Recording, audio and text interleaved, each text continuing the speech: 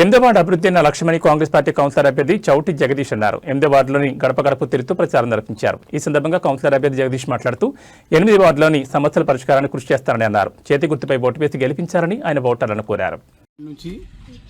నన్ను కాంగ్రెస్ పార్టీ కౌన్సిలర్గా బలపరిచింది. 8వ వార్డులో ఎన్నో అభివృద్ధి పనులు చేపట్టాలి. అందులో ముఖ్యంగా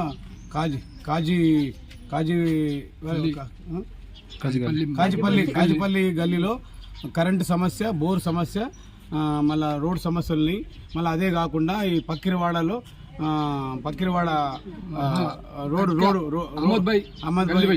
అహ్మద్ భాయ్ ఇంటి దగ్గర రోడ్ సమస్య అవి తీర్చాలని మేము గవర్నమెంట్ రేవంత్ రెడ్డి ఆశీస్సులతో కానీ రాజిరెడ్డి ఆశీస్సులతో కానీ నేను అన్ని విధాల 8వ వార్డుకు అభివృద్ధి చేసుకుంటూ, అందులో మళ్ళీ ఇంకో విషయం ఏంటంటే ఎస్సీ కాలనీ ఉన్నది ఏదైతే అక్కడ కూడా రోడ్లు కానీ, డ్రైనేజ్ కానీ, అండర్ గ్రౌండ్ డ్రైనేజ్ కానీ అన్నీ గత పాలనలో కుంటుపడిపోయింది.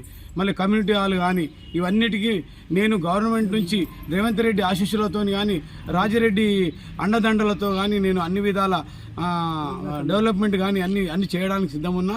ఇంకోటి ఏంటంటే రేపు రాబోయే రోజుల్లో మూడు సంవత్సరాలన్నర గవర్నమెంట్ ఉంటుంది కాబట్టి రాబోయే 5 సంవత్సరాలు గెలుస్తుంది కాబట్టి అభివృద్ధులకు మా గవర్నమెంట్, కాంగ్రెస్ గవర్నమెంట్ సహకరిస్తుంది.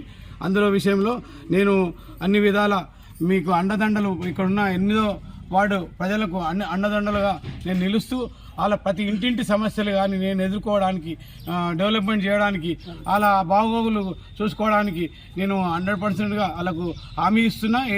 8వ వార్డు ప్రజలకు దయచేసి నాకు చేతి గుర్తుకు ఓటేసి గెలిపించగలరని నా యొక్క విన్నపం. జై కాంగ్రెస్, జై జై కాంగ్రెస్.